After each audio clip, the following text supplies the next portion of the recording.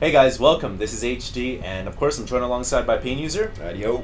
And we're here to bring you guys Game 2 of Choya and DongRaeGu. And so far in this series, if you guys watched the first game, you know that DongRaeGu just took it in a very convincing fashion, which when you look at it from a mathematical point of view, not too surprising. He does have a 74% win rate against Protoss, excuse me, and Choya just boasting a much more meager rate at that. At 42%. So here we are, and the map is Calm Before the Storm, and I'm very excited to see how this is going to progress out. Yeah, Calm Before the Storm is actually kind of an interesting map. At first glance, it looks like it's sort of a remake of Crevasse in a way, but I actually like it a lot more. They got rid of a lot of the obstruction in the middle of the map. There's multiple pathways to send your army. And I think just much more balanced in general than the previous version.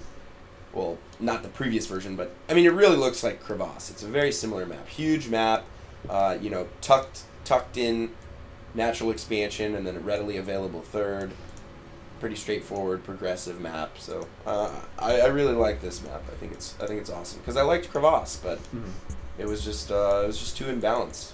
Building on what you said, I definitely think that. It looks a lot like Crevasse, like you said before. The one thing here is, like you said before, they removed a lot of the obstruction. They took out a lot of the rocks. But to compensate for that in a little bit, they also, I feel like, narrowed it down a little bit. There's not so much wide open space in the middle, which I feel like if you're a Terran or a Protoss, you're going to like that a lot more against Zerg. Yeah, definitely. But I mean, as a Terran on Crevasse, though, you have all those ridiculous ledges where you can siege tanks and set up bunkers and stuff like that, and the rocks kind of serve as a protective barrier for your army in a way. And there's only a few avenues you can go on the original Crevasse. It looks like Calm Before the Storm has quite a few different attack avenues through the middle of the map, which is also awesome. It makes it really hard to just sort of lock down the middle of the map. Whereas on Crevasse, you could just sort of lock down the middle as Terran, and then, I mean, from an observer's perspective and from playing Crevasse so many times, it seems really, really difficult for Zerg to take back the middle once they lose control. And then they're just in a really bad spot, I think. Well, getting back to this game, it does look like they've spawned cross-spawn, as it is a 4-player map, so I definitely feel like we're in store for a potentially long game here. You know, if this were Crevasse and it were cross-spawn, I would definitely estimate at least 20-25 minutes plus. And it's pretty similar, as we've been talking about for the last 5 minutes or so. The distances are very similar. I would say it's probably the same tile, it is the same tile set. 192 by 192, if you were to look at the dimensions of the map, probably. Dimensions? I'm not sure. But I think it's the same tile set. It's the space age tile set or whatever. I don't even know. I don't know Neo space age tile set. Yeah, I don't know what the tile sets are called in StarCraft 2. I used to know them in Brood War, but it was much more simple. It was like jungle, desert, char, yeah, and then. Well, the thing is, as players and casters, we just don't have that much time to, you know, browse through the map editor. So it's tough. I wonder how many there are. Well, there is one interesting note here. Did you see the new Belshire Beach that GSL designed, the winter version? I've heard a rumor that they got that through Blizzard, and Blizzard is designing that tile set because we don't have it right now. They designed it for Heart of the Swarm, and they gave it to GSL so that they could, you know, introduce and show a new flavor for the upcoming Heart of the Swarm. No, that's actually really cool. It's why it pays to be allied with Blizzard. It does. Working against them. Wow, what a late wall there at the front from Choya. Yeah. Just now erecting his wall, and that's going to be a forged cybernetics core wall, so no gateway there. He actually put his first gateway in the corner of his base behind the mineral line. Yeah, and I was looking at this before as the game just started, and I noticed he put the pylon in the back. Didn't want to say anything at the time, but now it's like, wow, that's very interesting because by doing that, obviously you're not going to be able to wall in your front door. Some Protosses really like doing that. I noticed that Whitebra likes to put his first gateway inside his main and then wall off later on, which I never really understood why. I mean, pick his brains for it. I did see him doing that for a little bit. I don't know if that's something that he would continue doing, though, because I also saw him lose quite a few games because of that. You know? So it's got to be something that he'll just look at and think about it critically for a little bit and just be like, you know, is it really worth it to save that extra 20 minerals of mining time to send my probe over there? I mean, more often than not, it's worth it to have a probe run a little extra distance to get something in a great position, I feel. Plus, you keep your probes from getting fat. Very good workout. So nice little SCV exercise. They always smoke cigars and cigarettes and stuff. They could use the extra mileage. Yeah, they're staying cooped up in those little space construction vehicles. Although, if you really think about it, they're not walking anywhere. They're just jetting around. That's how we're going to be in the future. Yeah. Remember WALL-E, the Yeah. movie? They were like all in their little suits, and, or not the suits, but they would be in their chairs and just flying around everywhere. Yep. All right, well, we do have a Void Ray making its way across the map. Very similar opening from Choya. Also very similar opening from DongRaeGu, who got the gas very late once again and just now starting speed at 8 minutes in. So very late gas intake, but it allows him to get a lot more drones. Way before he did last game, though. Right. I mean, last game I don't think he started speed for quite a while. I'm not too sure. It might be. I think it's close, but pretty close. Yeah, it's pretty close from my point of view. They look actually almost identical. Two builds. Yeah, I don't think either player has really changed. Maybe the Armor 1 Choya. Yeah, that's actually a good point. We do have Armor 1 coming. I don't think I saw that before. And that's kind of interesting. You would go for Armor 1. Usually you'd get +1 weapons because then Zealots can two-shot Zerglings. Yeah, definitely. Armor 1 doesn't seem to make that much more I don't know, that's weird. We'll have to see what he plans to go with that Armor 1 upgrade. But he is killing off a lot of Overlords right now. Yeah, and he's going to pick off a Queen as well. Looks like that Void Ray has 3 kills already. Now the 3 Queens coming back in. A Spore Crawler will raise up right here, and that is going to ward away the Void Ray. A 3 Phoenix combination. But I do have to say, User, for the first time in this series, Choya is looking much better. He actually did some damage rather than the last game. He didn't do anything. Yeah, he is looking quite a bit better. Yeah, he did. Wow, look at that gateway wall right there. That's nice. Fully walled off. So yeah. I wonder if DongRaeGu will see this and then perhaps get some Mutalisks. That's certainly an option because that gateway wall is going to prevent Stalkers without Blink from getting to any of those bases. But that's a good point.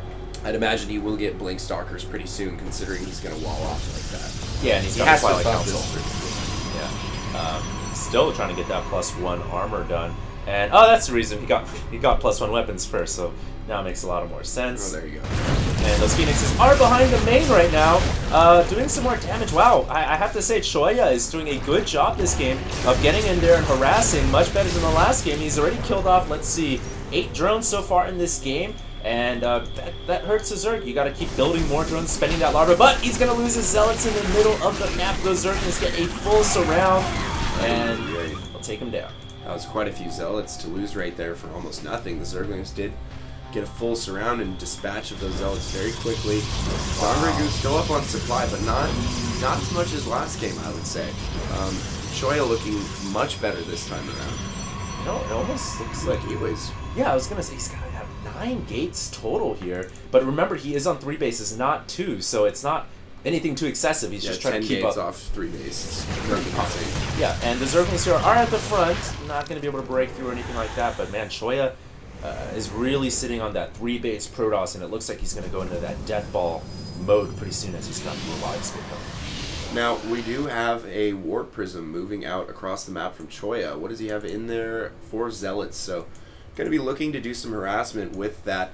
Probably going to head to the 4th and see if he can isolate it, or perhaps force a rotation of DongRaeGu's units over to the 4th, and then maybe harass. But he doesn't have any other units coming. This is it. This is the full harass right there. He's not moving out with any of those Stalkers back into the main, so let's see what he can do with this. Well, the nice thing here for Protoss is he does have 9 gates at home, so he can warp in very quickly, a lot of units, and he's unloaded a lot of his Zealots right now, and he's going to start to go to work on that hatchery, but it looks like DongRaeGu once again doing the same thing he did in the last game, counter-attacking while his base is under attack, and he's going to look to do a lot of damage here, but the problem is there is a full wall there, and I'm not too sure how he plans to break that down with just Infestors and Zerglings. Yeah, I'm not really sure either. He's trying to hit some sort of a timing here, but that wall could actually work against him because it's going to be very difficult to get out of there. All of his units are stuck behind the wall. The Infested Terrans taking out everything on the far side, and these gateways are going to start to go down here. There's a lot of Zerglings at the front door. I don't know if he can hold on. Yeah, he's definitely going to lose a couple of gateways here. There is an opening in the gateway wall. Now the Nexus is under attack by all these Zerglings. The Zerglings are going to town right now. Will the Colossus be able to save the Nexus in time? It's going to be really close. No, the Nexus is going to go down. And DongRaeGu trades a hatchery at the 4th for a Nexus at the 3rd. He's put the Protoss now to 2 bases, and he's expanded at the same time, so he's really staying on top against Choya. Yeah, he's up to 4 base now. Just traded relatively effectively there. I mean, took out all of the sentries once again, and that's kind of been the tail of the tape here for these 2 games. I mean, he manages to kill all the sentries every time they engage in the early and mid game, and Choya's just really not doing a great job of protecting them. You know, as soon as those infested Terrans start to pour into the natural, he's got to pull them back, and he might actually get a Colossus isolated here. Looks like he will get alive, and a 4th Colossus joins the party now, so there's a relatively large army headed towards DongRaeGu right now, but I think he's going to have enough time to re-macro between all those forces that he lost at the natural and now. I really love how he invested into Corruptors here, realizing that, hey, he can get out the Warp Prism and the Colossus, and he's going to be able to pick the Warp Prism off. Very well done right there by that Corruptor squad. And seeing those Corruptors, Choya says, you know what, I don't know if I have enough Stalkers. Maybe I should wait a little bit more for reinforcements. But, I don't know, he's being very hesitant right now. I'm not quite sure what he's going to do. And now it looks like he's planning to make that attack, but he's not warping in reinforcements at all. In fact, he's bringing them from all the way back home, and he didn't bring any probes to build pylons, so that could have been a big, big mistake for him, as he's got to rally all of his forces all the way from back home. And meanwhile, that gives DongRaeGu time to get Broodlords out. Yeah, it certainly does.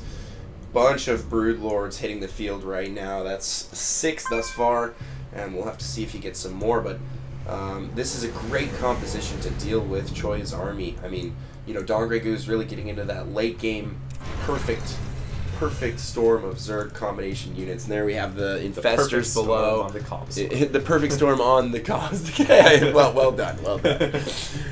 Oh, he's gonna take out a Oh, I love the fungal though. I really do. It's not the best spot to engage with the Zerg because of the narrowness, but he has Broodlords, and that kind of helps balance it out a little bit. Yeah, it's forcing Choya to give up that position, which was actually outstanding. Yeah, and then now he's got to fall back into a position that's really not as favorable for him, unfortunately. And it looks like the Zerg army is continuing to pile on their way through. That is so many Broodlords, Pain User, and I just don't know how Choya is going to deal with that. He doesn't have the Void Ray numbers. He just has purely Stalkers. He's going to have to get a really, really good engage here. This is pretty open grounds, which I think favors the Zerg. Let's see how this battle goes. Great fungal growths. Infested Terran spitting out. Corruptor's going to work on the Colossus. All those Stalkers are stuck. Although they were able to take down and shake down that Broodlord number. But it looks like DongRaeGu is going to win out and kill the rest of those Colossus. It certainly does. All that remains is a few Colossus and the small remnants of his initial Air Force, which actually now is pretty much useless against Corruptor numbers of this size. He is morphing quite a few of those into Broodlords though, so maybe that air could come back and help out in taking out these Broodlords while they morph, but he's actually sending it to the bottom of the map. Not sure exactly where he's headed with that. Probably trying to scout out, you know, a potential 5th or 6th base down there. Maybe going to go harass the 4th now. I don't know, but DongRaeGu's knocking at his front door here. He's really got to try and make something happen defensively. Yeah, it's going to be tough. Fungal growth goes on his Stalkers. The Zerglings are going to get us around as well. Man, the Fungals from DongRaeGu have been absolutely primed this series, and there is a GG from Choya. He realized his army was just going to get crushed. And DongRaeGu is going to advance out of the round of 64 for the qualifier number 1. There you have it. Absolute smashing by DongRaeGu, I feel like. I mean, he really just handed Choya the crust. Ate all the pizza and then just handed him one of the slices of crust. That's a little compensation for playing me. Yes. This is what you get. Exactly. Thanks for sharpening my skills. Maybe it was stuffed crust. I don't know. Maybe he was feeling generous. All right. Well, thanks a lot, guys, for tuning in. Hope you guys enjoyed the cast. We will have a couple more here for the online qualifier of IPL4, and we will see you guys shortly.